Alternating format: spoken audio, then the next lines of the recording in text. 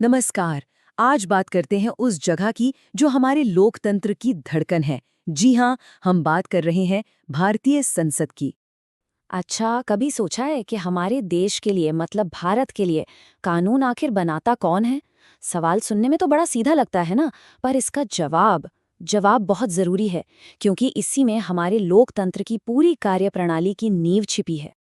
तो इस सवाल का जवाब छिपा है इस शानदार इमारत के अंदर।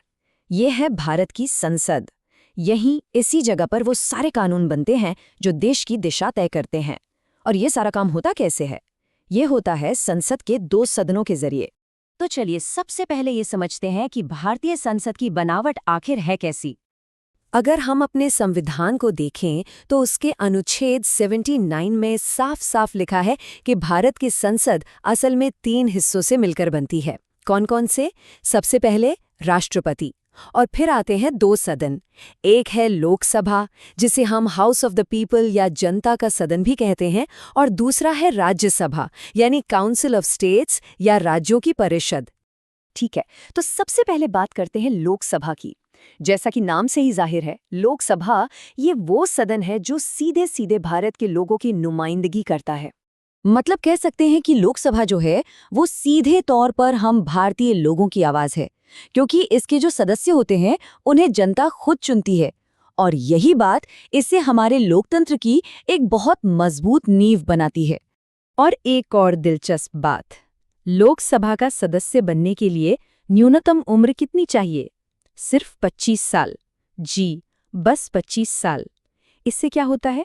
इससे देश के शासन में नौजवानों की भागीदारी को भी बढ़ावा मिलता है।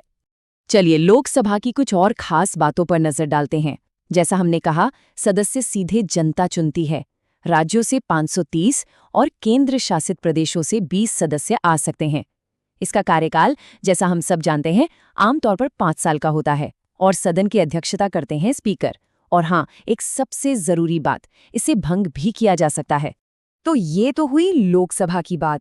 अब आते हैं संसद के दूसरे उतने ही महत्वपूर्ण सदन पर, और वो है राज्यसभा, जो जैसा कि नाम से ही पता चलता है भारत के राज्यों का प्रतिनिधित्व करती है।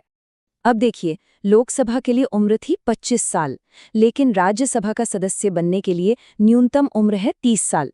तो ये जो 5 साल का फर्क है, ये दिखाता है कि इसके सदस्यों से ज्यादा अनुभव की उम्मीद की जाती है।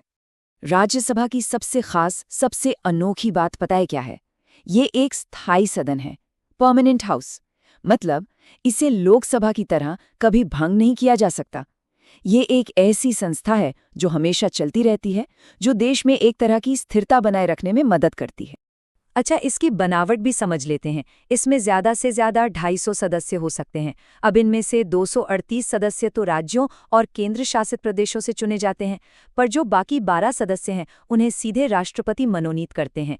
ये वो लोग होते हैं जो कला, साहित्य, विज्ञान ऐसे क्षेत्रों के माहिर होते हैं। जैसा हमने बताया, ये एक परमानेंट हाउस है, तो इसका सिस्टम भी अलग है। हर 2 साल में इसके 1/3 सदस्य रिटायर हो जाते हैं और हर सदस्य का जो पूरा कार्यकाल होता है वो 6 साल का होता है। और हाँ, इसकी अध्यक्षता कौन करता है? भारत के उपराष्ट्रपति। तो हमने लोकसभा को भी समझ लिया और राज्यसभा को भी। अब जाहिर है एक बड़ा सवाल मन में आता है, इन दोनों में से ज्यादा पावरफुल कौन है, लोकसभा या राज्यसभा?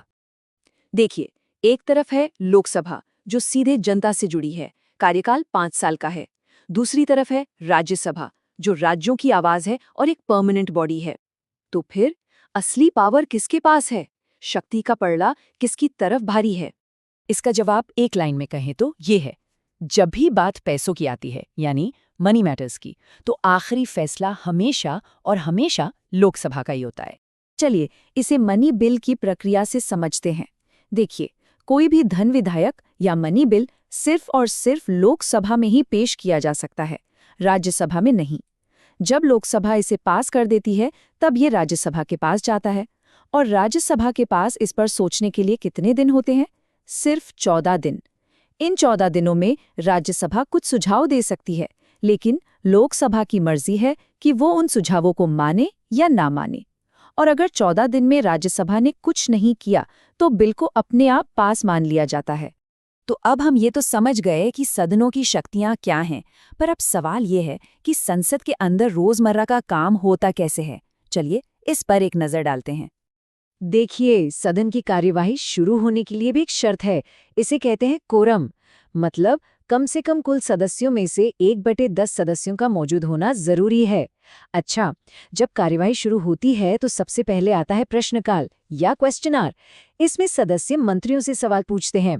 इसके ठीक बाद आता है शून्यकाल या 0 आवर, जिसमें जरूरी मुद्दे उठाए जा सकते हैं। और सोचिए, अगर किसी साधारण बिल पर दोनों सदनों में बात नहीं बनी, मतलब डेडलॉक हो गया, तो क्या होगा? तब राष्ट्रपति एक जॉइंट सिटिंग यानी संयुक्त बैठक बुला सकते हैं। और मजे की बात यह है कि उसकी अध्यक्षता भी लोकसभा के स्पीकर ही करते हैं।